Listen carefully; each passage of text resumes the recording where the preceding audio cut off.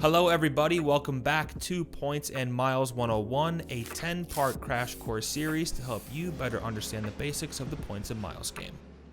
Up until today, we have explored all of the different types of points and miles that you can accrue.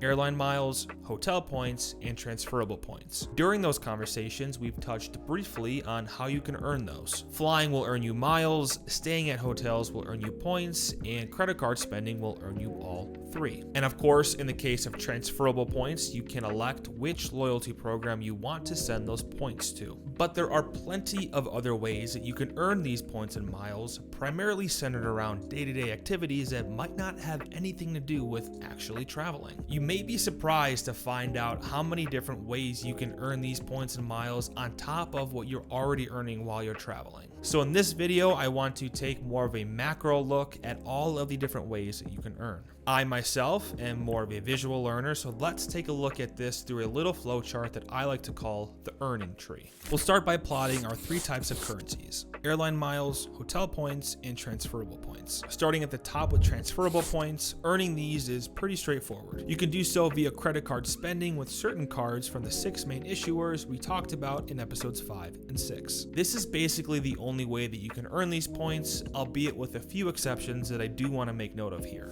The first one is American Express's partnership with Rakuten, where you can elect to earn Amex membership rewards points in lieu of cash back on your purchases made through the Rakuten portal. You do still need to have an Amex card open that earns membership rewards points like the gold or the platinum in order to do this. But it is a way that you can earn additional membership rewards points on top of what you're already earning with your credit card spend. The other one is Bilt, who do have additional ways you can earn Bilt points aside from just spending with the Bilt MasterCard. They do have a handful of partners like Lyft and SoulCycle, as well as their own dining rewards program that is available in a handful of cities throughout the US. I'm not going to go into detail on those partnerships right now, but I will leave a link in the description if you want to check those out. For now, I just want to note that those options are available. Okay, so as we explored earlier, we can convert our transferable points to either airline miles or hotel points, and we can choose whichever loyalty program we like, assuming of course that they partner with whichever issuer our transferable points are earned with. We'll take a closer look now at the airline side of the flowchart, and we'll start by plotting what we already have talked about so far in the series.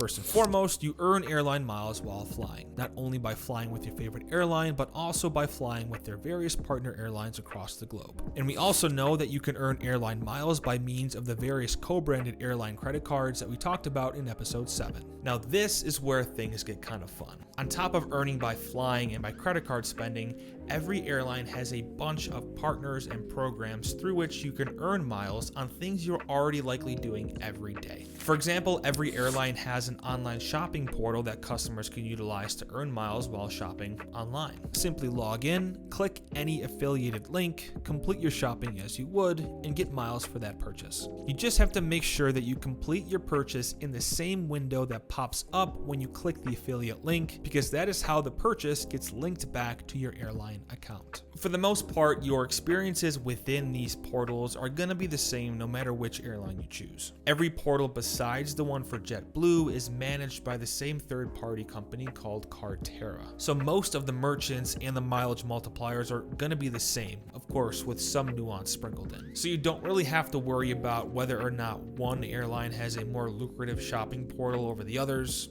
They're all great. Each of these airlines also has a similar dining portal. For the dining portals, all you have to do is make an account and link your preferred credit card or debit card. And every time you use that card at a participating restaurant, you will earn miles with whatever airline program your card is linked with. These miles are earned on top of the points or miles you would earn from the credit card spend itself. So for example, if you linked your Amex Gold and went out to eat at a participating restaurant, you'd get the standard 4x you already do for dining plus whatever miles you earn via the dining portal. It's basically free double dipping. It's awesome. And similar to the shopping portals, these dining portals are all managed by the same third-party company called Rewards Network. So most of the participating restaurants will be the same no matter which airline you choose. One important thing to note here, while you can sign up for every airline's dining portal, you cannot link the same credit card across multiple portals. Because they're all managed by the same third-party company, they can track which credit cards you have linked to each portal. So for example, if you link your Amex Gold to your United United Mileage Plus Dining, you'll have to pick a different card if you also want to use American Advantage Dining. And on top of shopping and dining portals, there's even more ways to earn miles. Each airline that we've talked about partners with at least one of the major rental car companies where you can earn miles on your rental car purchases. Delta has additional partners like Starbucks and Lyft, United with Vrbo, American with Shell, the list goes on and on. Of course, there's not enough time to go over all of these partnerships in detail, but I will have in the description links to every airline's Earn Miles webpage that you can scroll through to learn about all of the different ways you can earn your miles. And finally, on the airline side of the chart, you do always have the option to buy miles if need be. I don't usually recommend doing this because the prices that the airlines will charge you to buy miles is typically a lot higher than what they're actually worth. But sometimes airlines will put those on sale, allowing you to buy those at a discount. In that scenario, depending on the airline, it isn't impossible that you could find yourself in a spot where the cost to buy the miles needed for an award redemption would be less than what it would take to buy that same flight in cash. You'd have to pull those comparisons for yourself, but it's a no-brainer in that scenario to buy the miles if you are already going to buy the ticket with cash anyways. Buying miles can also be helpful if you're short a few thousand miles for a specific redemption and you don't have any other means to get those immediately.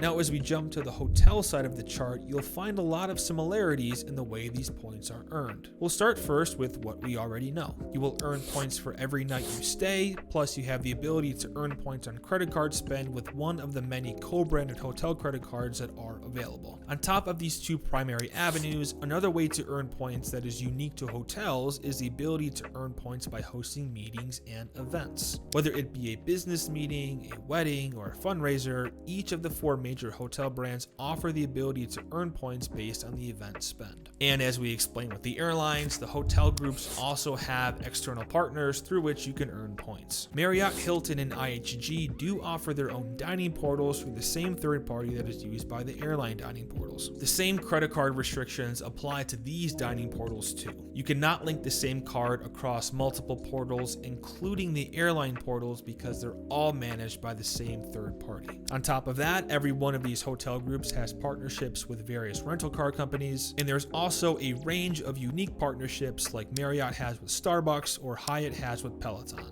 each with their own point earning potential. I have links in the description exploring these partnerships as well. One more thing to tie everything together, you may be surprised to know that the airlines and the hotels are pretty well connected. Each of these hotel groups has a variety of airline partners that you can transfer your points to and convert them to airline miles. The specific airlines and transfer ratios do vary, but every hotel program does offer this in some capacity. In the case of Marriott, Hyatt, and IHG, you can actually elect to earn airline miles on your hotel stays instead of points. All you have to do is update the preferences within your online profile and change it from points to miles by linking your preferred airline loyalty program account number. These earning ratios do vary by program, and to be honest, they usually aren't the best. But I do think that this is something that can be useful if you find yourself having to stay with a hotel group that you don't normally use, like for a wedding or a work conference. If you feel like earning those hotel points wouldn't be of any use to you, then you might as well earn airline miles instead. So there you have it. A nice, simple, easy flowchart that shows you all the ways you can earn points in miles. Okay.